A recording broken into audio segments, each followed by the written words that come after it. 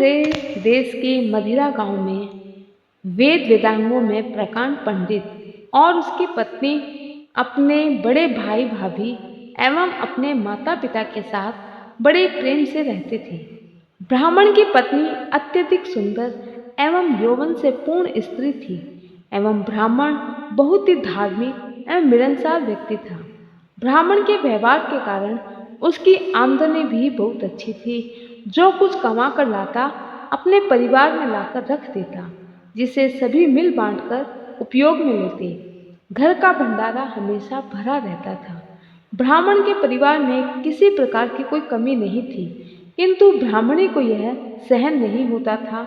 वह नहीं चाहती थी कि उसकी पति की आमदनी को पूरा परिवार उपभोग करे, जिसके कारण उसका व्यवहार ब्राह्मण के कुटुंबियों से अच्छा नहीं था।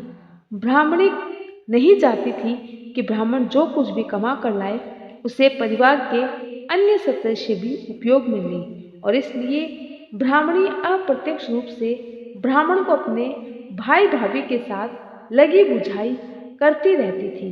इसी बात पर परिवार में कलह रहता था। ब्राह्मण अपनी पत्नी को अत्यधिक प्रेम करता था। ब्राह्मणी के मासूम और सुंदर चेहरे के आगे उसे कोई नजर नहीं आता था।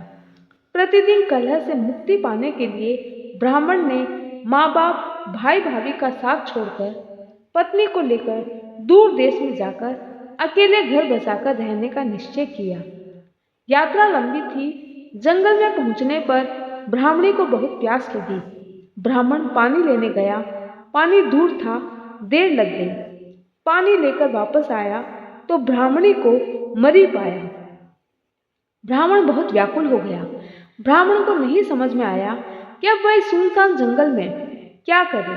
वेदों में पारंगत भयभीत ब्राह्मण वही भूख प्यास से व्याकुल भगवान से प्रार्थना करने लगा। उसी समय आकाशवाणी हुई कि ब्राह्मण, मृत्यु अटल सत्य है, तू जो चाहता है वह असंभव है।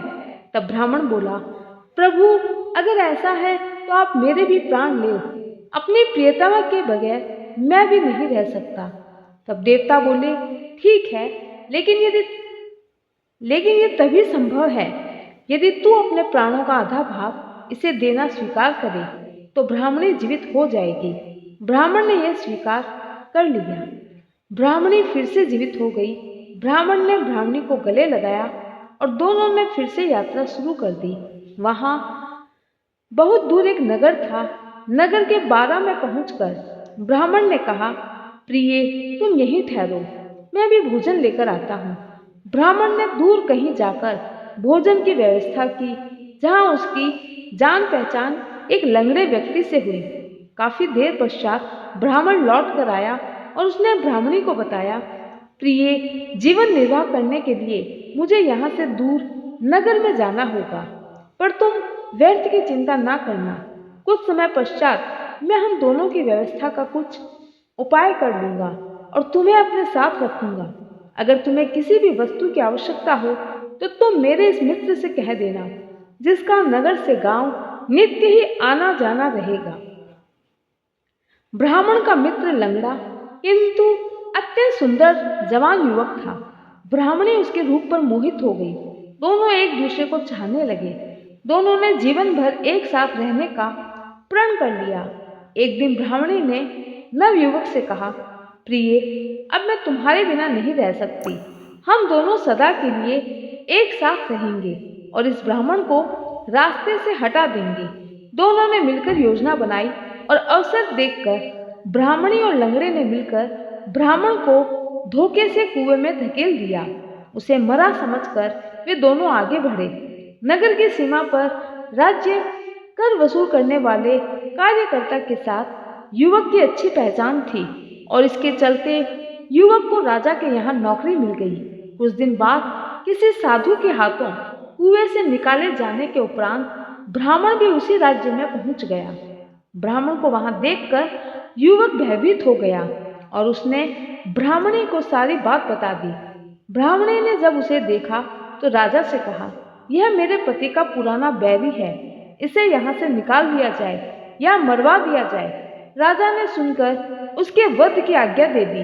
ब्राह्मण ने जब ब्राह्मणी के मुख से यह सब सुना तो वह मन ही मन रोने लगा, लेकिन बाद में राजा की आज्ञा सुनकर बोला, महाराज, आप चाहे तो मुझे देश से निकाल दें या फिर मेरा वध करवा दे, लेकिन देव, इस स्त्री ने मेरा कुछ लिया हुआ है, वो मुझे दिलवा दिया जाए। राजा ने ब्राह्मणी को कहा, देवी, तूने इसका क्या लिया हुआ है, सब दे दे। ब्राह्मणी बोली, मैंने कुछ भी नहीं लिया। ब्राह्मण ने याद दिलाया कि तूने मेरे प्राणों का आधा भाग लिया हुआ है, सभी देवता इसके साक्षी हैं। ब्राह्मणी ने देवताओं के भय से वह भाग वापस करने का वचन दे दिया, किंतु वचन देने के साथ ही वह मर गई। यह देखकर राजा अचंभित हुआ। ब्राह्मण ने सारा वृतांत राजा को सुना दिया। राजा ने ब्राह्मण को सहानुभूति दी। ब्राह्मण निराशा को बताया कि यह सब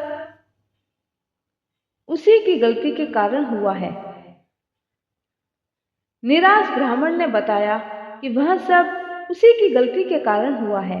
अगर उसने अपने घर वालों पर विश्वास किया होता तो आज उसको यह दिन नहीं देखना पड़ता। जय श्री कृष्ण।